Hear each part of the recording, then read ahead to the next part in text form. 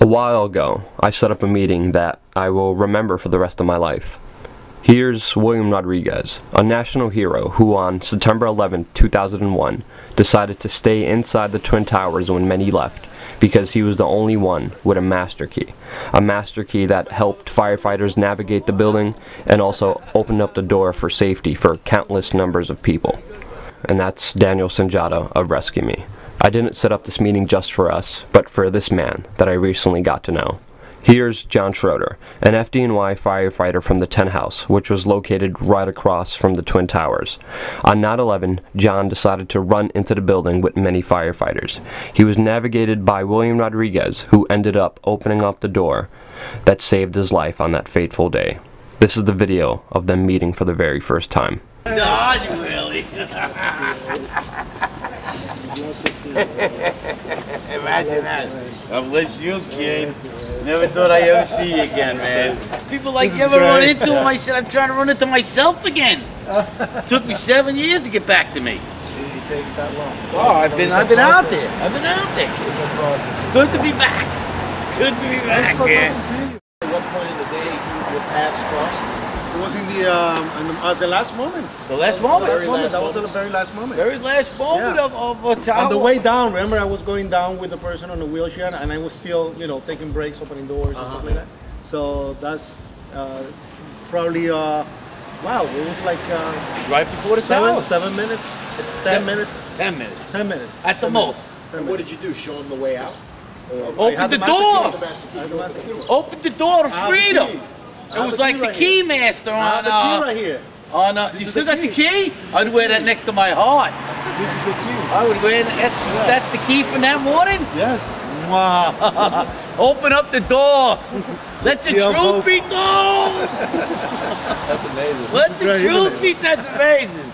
That is amazing. Yeah. I tell you what, there's a lot of people that would like to kiss that key.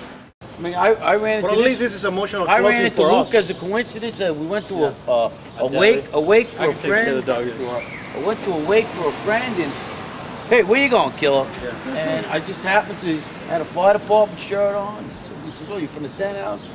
Survived." I start telling him the story. He knew Luke, and Yes. and it's just it's a good thing. It's something now. It's something to get on living for. John, have you ever heard Willie's account of hearing sub-basement level explosions before the impact of the plane? No. Tell him. There was I was on the B1 level on the North Tower, and just prior to the building getting hit by the plane, I heard this huge explosion coming from the B2 level, from the mechanical room area. Really? Not that it was a mechanical room, but it sounded like a huge generator just has blown up. Not that it was a generator. People think it's a generator. No, it was huge, and it shook all the walls. And when I went to verbalize it, we heard the impact all the way on the top. Two different events separated. I was in the lobby when the elevators exploded. I said, "What is this?" We Now, I have looked at a each guy. other, and we said, "It's over." I have a guy named John Mangello, who was the operation manager of the World Trade Center, who actually saw people on the lobby on fire on the South Tower before they even other plane hit the other tower. I was right there. I was there. I said, "What is going on with You this?" remember, John, how you were saying, like, you walk into the lobby and it's blown out like bombs went off. Obviously, there were bombs going off on the And there was no fire. It was just like explosion. Yes. It was crazy.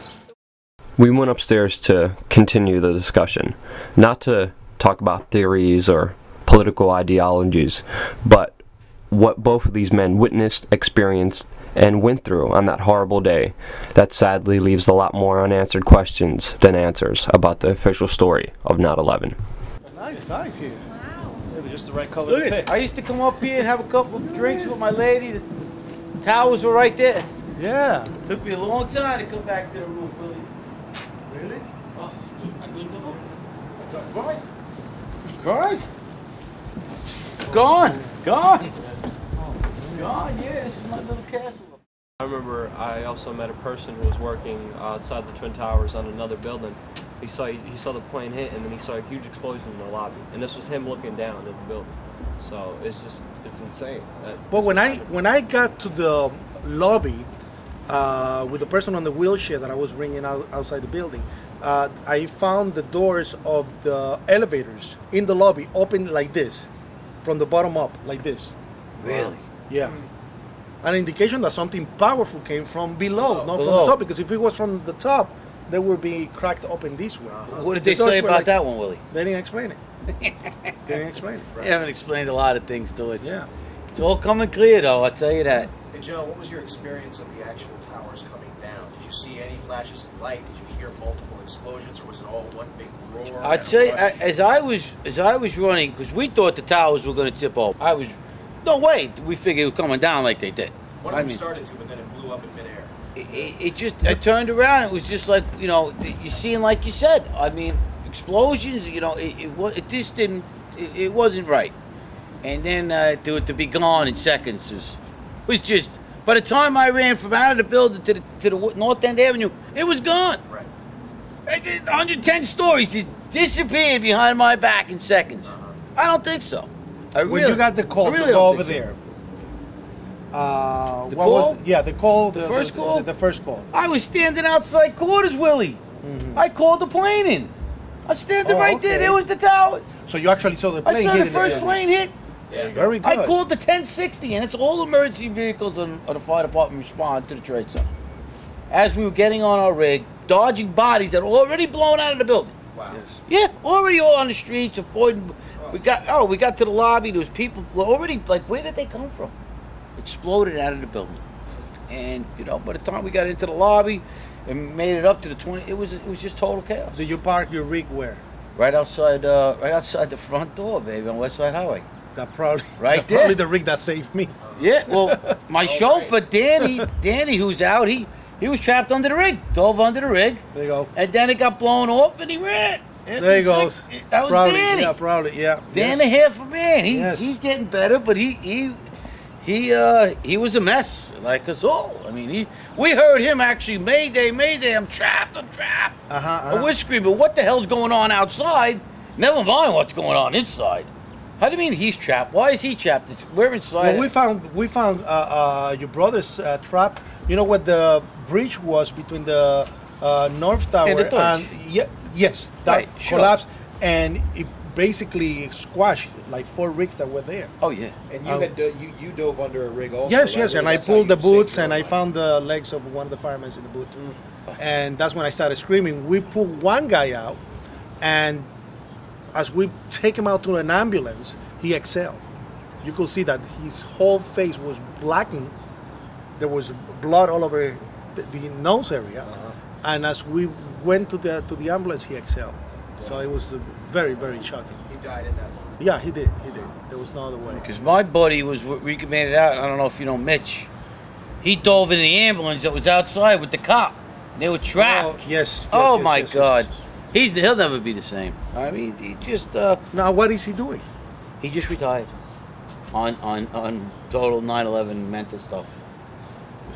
Well, we wrote him off. We wrote Giuliani off. People forgotten that Giuliani was the one that was closing the firehouses before 9/11. Yeah.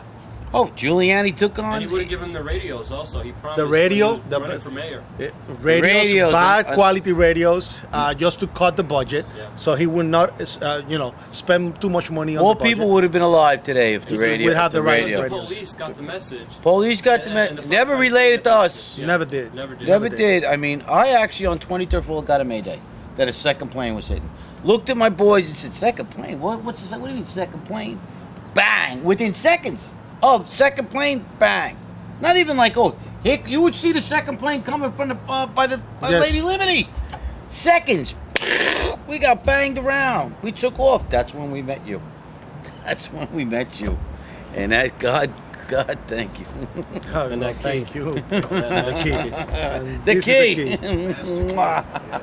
The master, the key to the stairway to heaven. God bless the key. There's bless. definitely angels watching over both. It's all right. It'll all come out. We keep on doing what we were doing now. We're It'll doing all it. come We're out. doing it. I think it's significant, William, that people forget how well you knew those buildings inside and out. 20 years in the building. 20 years. You worked in those buildings. Yes. You knew the difference between a loud bang and an explosion coming from beneath your feet. That is and correct. Something that happened 70 floors above your head. Listen, if I am in your apartment and you've been living here forever, and there's a huge explosion on the first floor, second floor, third floor, you're not gonna feel it on the top. You won't know the difference, would you? No. No. Sure. And that's what happened. Hello. And then, Hello. It probably wasn't the guys with box cutters who rigged the buildings to blow up on the sub-basement levels. I would venture to say. That's probably. I don't think they have the time to do that and go to the plane. Probably. No, I don't think so. Superman wouldn't have had the time. Let's get things straight. No wonder they don't want to hear William talk on CNN. No wonder they don't get the platform to express those views and opinions. Yeah. I'll make my way. We all will. We definitely will do. Anything we can do, man, to get it really back into perspective of what we're going through. And the reason again, and let's press the issue that the importance of our meeting is emotional closing for us. Number two, that we have the same mission. We're still searching for answers. 7 years after the event, we're still looking for that answer of what happened on that day. The truth. Just give me a little truth. Tell me something that you really know. Yeah. And nothing that you're just BSing about the whole time. I lost my whole world, and you know why. I want to know why. They took my life away from me. I'm getting it back now, and it's coming clearer what happened. Somebody just tried to take away our world. Just like, and it's a shame. Our own people. I believe. I was born on Pearl Harbor Day. World War II, Pearl Harbor. So you're marked by the... I'm marked by the bombings. Wow. I tell people I was bombed 3 times. My birthday, Pearl Harbor Day, 93, and 2001. And I survived all 3. And I'm going to survive this. And like I said, I'm getting on with it. And I just hey, I want to help anybody that needs it. That could, you think it's whatever you want to believe. I know what I believe. I was in the building, like you said, Willie. You can't tell me nothing. You weren't next to me. I don't care what anybody says. I'll tell them. Where were you? What were you watching on TV? You telling me what was going on right next to me? The famous expert out there. From TV. You're giving me the insight. Yeah. Time out here. You can't tell me nothing. I was in the building. I know what I heard. I know what I seen. I know what I went through. I want to spit on those people, Yeah. So I just walk away, Willie. Walk away. They're not worth it. What are you thinking? Who are you? What's wrong? They're not worth my time. I've been through enough. I don't need to be through him. But he wasn't with us, Willie. To be with us is to know what we went through, and for you to talk about something you don't know about, then just please leave, or I'm gonna leave one way or another. Oh, you're taking it in a more gentlemanly way. Yeah, it's just Maybe if I was drinking a few, I might pop. But it's over. It's not worth it. I just want to get on and help people out there that need it, like John, us. how many do you know a lot of other firefighters that feel the same way you feel? And I know. They don't want to talk. They're all numb. Tell them what it is. It's the process. I mean, look what he's going through. Look all the ordeal, the emotional ordeal that he has to go through to recover himself, to stand up and face the world. The same thing is happening to his fellow brothers. And of course, it happens to many of the survivors and many of the families that they don't have the stamina, the disposition, the motivation to go out there and say, I want to deal with this mission, or I want to deal with this other mission, because they're dealing with their personal needs. Thank you. And that personal need is getting better. That's right. And that's more important for them and for their family than anything else at this moment. At this moment. Absolutely. Right? You couldn't say it better.